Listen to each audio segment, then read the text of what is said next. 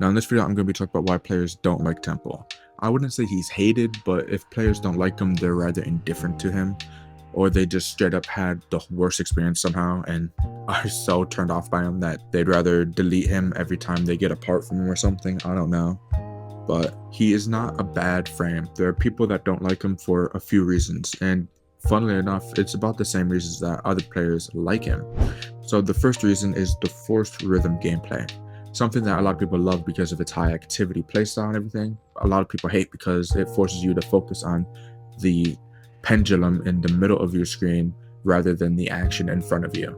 You have to focus on it to make sure you hit that thing every single time to maximize on your abilities. Otherwise, Tempo becomes, I wouldn't say useless, but not nearly as good as he should or could be. And with that comes a visual distraction that is just tedious and annoying because it is definitely just in the middle of your screen. And unlike your crosshairs, it is moving side to side, and that drags a lot of people's attention and they don't like it. Now, honestly, this also has a sound effect. So if you can just hear the sound effect, you don't need to be focusing on the middle of your screen. But I do understand the want to always hit that metronome no matter what, just to make sure that you're always maximizing on your abilities. So focusing on that could be annoying when you could be focusing on literally anything else going on in front of you, especially when you need to be aware of your health bar and everything else to make sure you don't die. The next reason is just the high busy work of him, the amount of shit you have to do to make him work. For example, with his 3, to get up to the 750% damage increase for you and your allies, you have to activate your 3 first of all, and while that timer is going down, you're going to need to activate all your other abilities. For example, you're going to need to activate your pyrotechnics a few times. You're going to need to activate overdrive. That will increase that bar quite a bit. And then before that thing goes down, you have to activate your 3 again to keep it going on and on. And then as you can see, Ripper's Will is now at 347, but it'll take like 3 minutes to get it to max, and people don't like that. Especially in a fast-paced mission, it'll just take too long to get it up.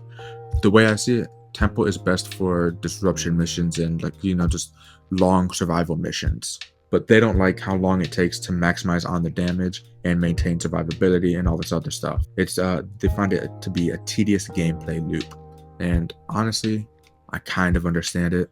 Personally, I like it, but I understand the qualms with it. And now the last thing I want to focus on is a lot of people call it underwhelming performance or undercooked. So to reach the high damage numbers, you have to do a lot of busy work just to be able to do it.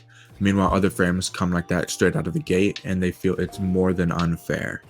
And honestly, I kind of get it, but at the same time, I don't feel it's a necessity to make every single frame a nuke frame off rip that would completely destroy Warframe in general. So doing that would be more than a little annoying for most players, but I do understand their qualms about Tempo needing all this work just to be able to maintain what other frames can do off rip, hence being undercooked. Now, with that being said, I do feel the need to mention that with this type of playstyle and everything comes the benefit of just high level damage with synergy, and having the more active playstyle rather than the one and done button push creates a more fun and active gameplay experience for the player. Now, some might find it to be a tedious gameplay loop, but could you not say the same thing for every other frame in the game? Literally, most frames that people use are nuking frames. That's just kind of how people are now.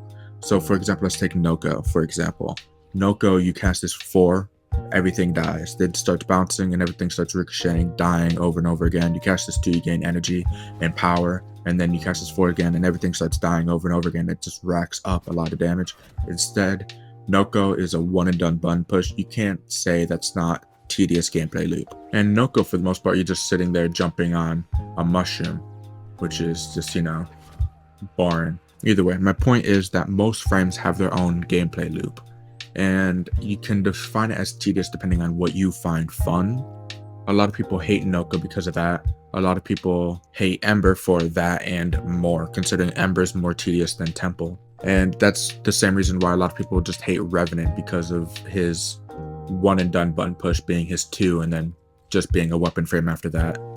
I mean, he's not, there's a lot more to him, but that's what people consider him as. And now with that paltry defense for Temple being done, that's pretty much just about it. I honestly feel like he's a good frame, but what do you guys think? Do you guys love him, hate him, are indifferent to him maybe? And what other frames do you guys love or hate? And with that being said, that's just about it. Until next time.